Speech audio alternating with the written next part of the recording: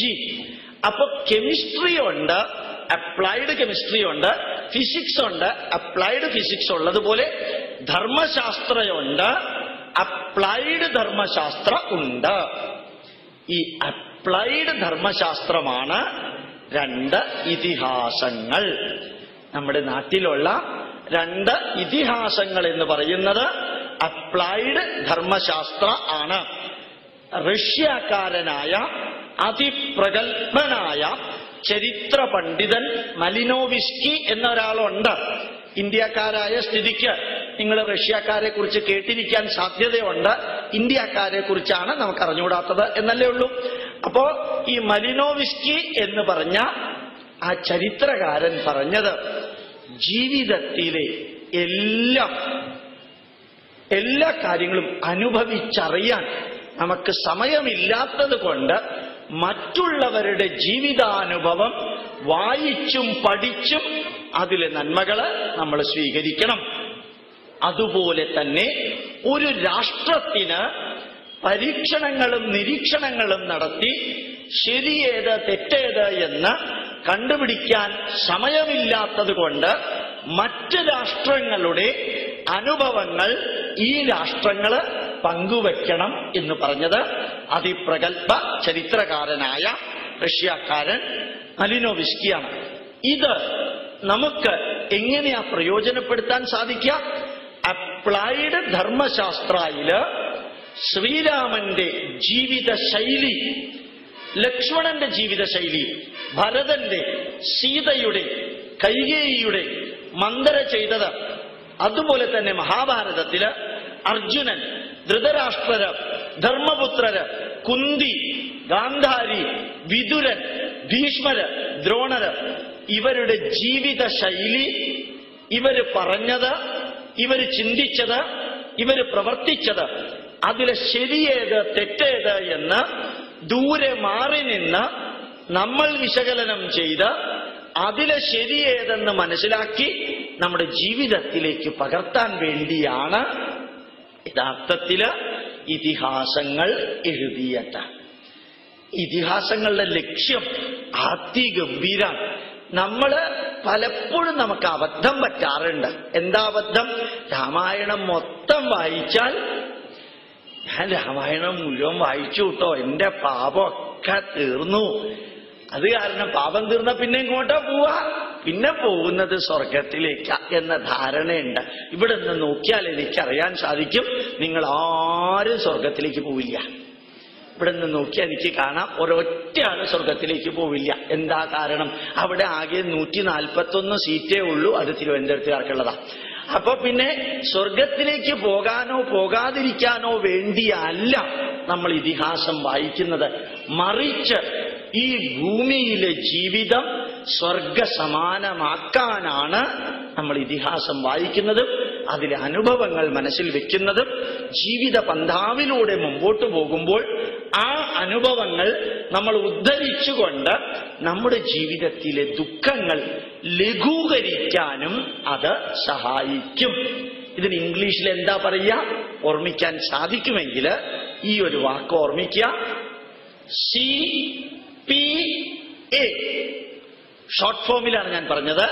CPA, comparative psychological analysis. ഈ ഒരു വാക്ക് ഓർമ്മിക്കണം. നിങ്ങൾക്കത് നിത്യവും പ്രയോജനപ്പെടും. Comparative psychological analysis. എന്താ ഇതിന്റെ അർത്ഥം? എനിക്ക് വളരെയധികം ദുഃഖം വരുന്നു എന്ന് വിചാരിക്കുക, ഞാനിങ്ങനെ കരഞ്ഞുകൊണ്ടിരിക്കുക. അപ്പൊ ഒരാള് വന്ന് എന്റെ അടുത്ത് പറയാ, എന്റെ ഗോപാലകൃഷ്ണ, തന്റെ ദുഃഖമൊക്കെ ഇത്ര വലിയ കാര്യമാണ്. മഹാവിഷ്ണുവിന്റെ അവതാരമായ ശ്രീരാമൻ ഭൂമിയിൽ വന്ന് 14 വർഷം കാട്ടിൽ കഴിയേണ്ടി വന്നു. തന്റെ ജീവിതമായിട്ട് താനതൊന്ന് കമ്പയർ ചെയ്ത് നോക്കുക. അത്ര വലിയ ബുദ്ധിമുട്ടൊന്നും തനിക്കില്ലല്ലോ. തനിക്കിപ്പോ ലോട്ടറി അടിച്ചില്ലെന്നല്ലേ ഉള്ളൂ. അവിടെ 14 വർഷം മൊബൈൽ ഫോൺ ഇല്ലാതിരുന്ന കാലത്ത്, ഇലക്ട്രിസിറ്റി ഇല്ലാതിരുന്ന കാലത്ത്, റോഡ് ഇന്നത്തെ പോലെ ആയിരുന്ന കാലത്ത് 14 വർഷം കാട്ടിൽ ജീവിക്കേണ്ടി വരിക. അതും താനൊന്ന് താരതമ്യം ചെയ്തു നോക്കാം. അപ്പൊ എന്റെ മനസ്സിൽ എന്താ സംഭവിക്കുക? സത്യാണല്ലോ. ശ്രീരാമനോട് ഭക്തിയുള്ള എന്റെ മനസ്സില് ഉടനെ പോകുന്നത് ശ്രീരാമന്റെ ജീവിതവും എന്റെ ജീവിതവും തമ്മിലുള്ള കമ്പാരിസണാണ്. ഇത് മഹാഭാരതത്തിൽ ഒരു സ്ഥലത്തുണ്ട്. കഥ പറയാൻ പോവല്ല. ധർമ്മപുത്രരും പാണ്ഡവരും കരയ്യ. എന്തിനാ കരഞ്ഞത്? പാഞ്ചാലിയെ കിർമീരനോ ആരോ ഒരു അസുരൻ കട്ടോണ്ടുപോയി എന്ന് തന്നെ വിചാരിക്കാം. പോയോ ഇല്ലയോ എന്നൊന്നും നമ്മൾ അന്വേഷിക്കേണ്ട കാര്യമില്ല. പോയി എന്ന് തന്നെ ഞങ്ങൾ വിചാരിക്കാം. അപ്പൊ ഇവർ കരഞ്ഞോണ്ടിരിക്കുക. അപ്പോഴാ വേദവ്യാസൻ വരുന്നത്. വേദവ്യാസൻ ധർമ്മപുത്രരോട് ചോദിച്ചു, എന്തിനാ നിങ്ങൾ കരയുന്നത്? അപ്പൊ ധർമ്മപുത്രര് പൊട്ടിത്തെറിച്ചോണ്ട് വേദവ്യാസനോട് പറയാ, മുത്തച്ഛൻ അറിയോ, ഞങ്ങള് സത്യം, ധർമ്മം, നീതി, ന്യായം മാത്രമേ ജീവിതത്തിൽ പകർത്തിയിട്ടുള്ളൂ. എന്നിട്ട് ഞങ്ങൾ അനുഭവിച്ച ദുഃഖവും വേദനയും സഹിക്കാൻ പറ്റുന്നതിലപ്പുറത്താണ്. ഞങ്ങൾ ആരെയും കൊന്നിട്ടില്ല, ആരുടെയും സ്വത്തെടുത്തിട്ടില്ല, ആരെയും നശിപ്പിച്ചിട്ടില്ല, ഒരു ദുരുദ്ദേശത്തോടു കൂടി ഒരു കാര്യവും ഞങ്ങൾ ചെയ്തിട്ടില്ല. പിന്നെ ഞങ്ങൾക്ക് എന്തിനാ ഈ ഗതികേട് വന്ന് ഞങ്ങളിത് അനുഭവിക്കേണ്ടി വരിക? ഞങ്ങളുടെ ധർമ്മപത്നിയെ ഒരു അസുരൻ കട്ടോണ്ടുപോയി. ഇത്രയും പറഞ്ഞ് അങ്ങ് ധർമ്മപുത്രര് വിവരണം നിർത്തുക. അപ്പോഴാണ് വേദവ്യാസൻ പറഞ്ഞത്, ഇത്രയേ ഉള്ളോ? ഇത് നിങ്ങളോടെങ്ങാനും പറഞ്ഞു കഴിഞ്ഞാൽ അപ്പൊ നിങ്ങൾ ദേഷ്യപ്പെടും. ഇതൊന്നും സാരിയില്ല. ഈശ്വരൻ തന്നെ ഭൂമിയിലേക്ക് വന്നപ്പോ ആ ഈശ്വരന്റെ ഭാര്യയെ അസുരന്മാർ കട്ടുകൊണ്ടുപോയിട്ടുണ്ട്. അതിനേക്കാളും വലുതൊന്നും അല്ലല്ലോ നിങ്ങളുടെ ഭാര്യ. ഈശ്വരന്റെ ഭാര്യയെ കട്ടുകൊണ്ടുപോയിട്ടുണ്ട്. പിന്നെയാണോ നിങ്ങൾ സാധാരണ മനുഷ്യരുടെ ഭാര്യ? അപ്പൊ ധർമ്മപുത്രക്ക് സമാധാനായി. എന്താ സമാധാനാവാൻ കാരണം? ഞങ്ങളെ പോലെ കുളമായ വേറെ പാർട്ടി ഉണ്ടല്ലോ എന്നുള്ള സമാധാനം. ഏതാ കുളമായ പാർട്ടി? അതാണ് ശ്രീരാമൻ. ശ്രീരാമന്റെ ഭാര്യ സീതയെ രാവണൻ കട്ടുകൊണ്ടുപോയിട്ടുണ്ട്. അപ്പൊ പിന്നെ നമുക്ക് അത്ര വലിയ കുഴപ്പമൊന്നുമില്ല. നമ്മൾ ഈശ്വരന്റെ അവതാരമൊന്നുമില്ല. നമ്മൾ ഓർഡിനറി റേഷൻ കാർഡൊക്കെ ഉള്ള, വിസിറ്റിംഗ് കാർഡൊക്കെ ഉള്ള പാർട്ടിയാണ്, അവതാരമൊന്നുമല്ല. അപ്പൊ ഇനി നമ്മൾ എന്താ ചെയ്യേണ്ടത്? ശ്രീരാമൻ സീതയെ തിരിച്ചു പിടിച്ച മാതിരി നിങ്ങളും ചെന്ന് തിരിച്ചു പിടിക്കണം. അപ്പൊ പാണ്ഡവർക്ക് വളരെ സമാധാനമായി. ഇവിടെ എന്താ സംഭവിച്ചത്? ശ്രീരാമന്റെ ജീവിതവുമായിട്ട് വേദവ്യാസൻ ധർമ്മപുത്രാദികളോട് ഒന്ന് കമ്പയർ ചെയ്യാൻ പറഞ്ഞു. അവർക്ക് സംഭവിച്ചത് എന്ത്, നിങ്ങൾക്ക് സംഭവിച്ചത് എന്ത്? then you attain whatever you have to attain എന്ന് വേദവ്യാസൻ പറഞ്ഞത് ഇംഗ്ലീഷിലല്ല, സംസ്കൃതത്തിലാണ്. അന്ന് ഞാൻ അവിടെ ഉണ്ടായിരുന്നു. അപ്പൊ യഥാർത്ഥത്തില് കൃത്യമായിട്ട് വേദവ്യാസൻ പഠിച്ചു. ഇവിടെയാണ് CPA, കമ്പാരറ്റീവ് സൈക്കോളജിക്കൽ അനാലിസിസിന് ഈ ഇതിഹാസ പഠനം നമ്മളെ സഹായിക്കും. ഇനി അടുത്ത പോയിന്റ്, ഇതിഹാസം എവിടെയായി എഴുതിയത്?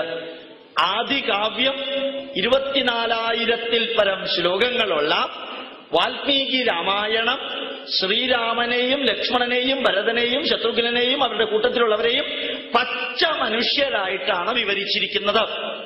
പച്ച മനുഷ്യരെന്ന് പറയുമ്പോ മലപ്പുറത്തുകാരൻ നല്ല അർത്ഥം, അങ്ങനെ ഒന്നും ധരിച്ചേക്കല്ലേ. അതായത് നമ്മളെ പോലെ ഉയരവും പൊക്കവും വണ്ണവും വികാര വിചാരങ്ങളുമുള്ള മനുഷ്യരായിട്ടാണ് വാൽമീകി രാമായണത്തിലെ 24,000-ൽ പരം ശ്ലോകങ്ങളില് വാൽമീകി രാമായണം എഴുതിയത്. രണ്ട് ഇതിഹാസത്തിനും ഒരു പ്രത്യേകതയുണ്ട്. എന്താ പ്രത്യേകത? എഴുതിയ രണ്ടുപേരും ഇതിഹാസത്തിനകത്തെ കഥാപാത്രങ്ങളാണ്. അർത്ഥം മനസ്സിലായി? വാൽമീകിയുടെ ആശ്രമത്തിലാണ് സീത ലവകുശന്മാർക്ക് ജന്മം നൽകിയത്. ആരാണ് രാമായണത്തിന്റെ ഓദർ?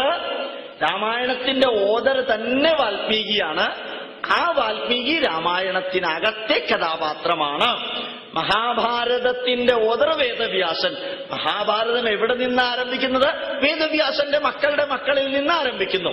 അല്ലെങ്കിൽ വേദവ്യാസന്റെ മക്കള് പാണ്ഡുവും ധൃതരാഷ്ട്രരിൽ നിന്നും ഇത് ആരംഭിക്കുന്നു. പാണ്ഡു, ധൃതരാഷ്ട്ര, വിതുരൻ, ഈ 3 പേരിൽ നിന്ന് ആരംഭിക്കുന്നു വേദവ്യാസന്റെ ചരിത്രം. അപ്പൊ രണ്ട് ഇതിഹാസവും മനുഷ്യഗന്ധമുള്ള രണ്ട് ഗ്രന്ഥങ്ങളാണ്. പുരാണങ്ങൾ അങ്ങനെയല്ല. 18 മഹാപുരാണങ്ങളും 18 ഉപപുരാണങ്ങളിലും എഴുതിയ വ്യക്തികള് അതിനകത്തെ പ്രധാന കഥാപാത്രങ്ങളല്ല, വിവരിക്കുന്നവര് മാത്രമാണ്. എന്നാൽ ഇതിഹാസത്തില് എഴുതിയവര് തന്നെ അതിനകത്തെ കഥാപാത്രമാണ്. പിന്നെ വാൽമീകി ഒരു കാരണവശാലും മലയാളിയാണെന്ന് തെറ്റിദ്ധരിച്ചേക്കരുത്. കാരണം മലയാളി ആയിരുന്നെങ്കിൽ ഇത്രയും വലിയ ഗ്രന്ഥമൊന്നും എഴുതാൻ സാധിക്കില്ലായിരുന്നു എന്നാ എനിക്ക് തോന്നണത്. അപ്പൊ പിന്നെ സാറ് എന്തിനാ ഈ ആവശ്യമില്ലാതെ മലയാളിയെ ഇതിനകത്തേക്ക് കൊണ്ടുവന്നത്? നിങ്ങൾക്കറിയാലോ, വാൽമീകിയുടെ പൂർവാശ്രമം ഒരു കാട്ടാളനായിട്ടായിരുന്നു, രത്നാകരൻ എന്ന കാട്ടാളൻ. ആ രത്നാകരനെ സന്യാസിമാര് കാര്യം ബോധ്യപ്പെടുത്തിയതിനു ശേഷം അദ്ദേഹം തപസ്സിന് ചെന്നപ്പോൾ ആ മരം ഈ മരം ആ മരം ഈ മരം എന്ന് പറഞ്ഞിട്ടാ രാമ പറയാൻ പഠിച്ചത് എന്ന് നമ്മളെ ആരോ തെറ്റിദ്ധരിപ്പിച്ചിട്ടുണ്ട്. അന്ന് മലയാളം ഉണ്ടായിരുന്നില്ല, അന്ന് കേരളം ഉണ്ടായിരുന്നില്ല ത്രേതായുഗത്തില്. അങ്ങനെ ഇല്ലാത്തയിടത്തോളം കാലം മരം എന്ന വാക്ക് സംസ്കൃതത്തിലില്ല. ആ മരം ഈ മരം എന്നുള്ളതും സംസ്കൃതത്തിലില്ല. പിന്നെ ആരാത് ഉണ്ടാക്കിയത്? ആരോ ഉണ്ടാക്കി. അങ്ങനെ വേറെ വല്ലതും ഉണ്ടാക്കിയിട്ടുണ്ടോ? ഉണ്ടാക്കിയിട്ടുണ്ട്.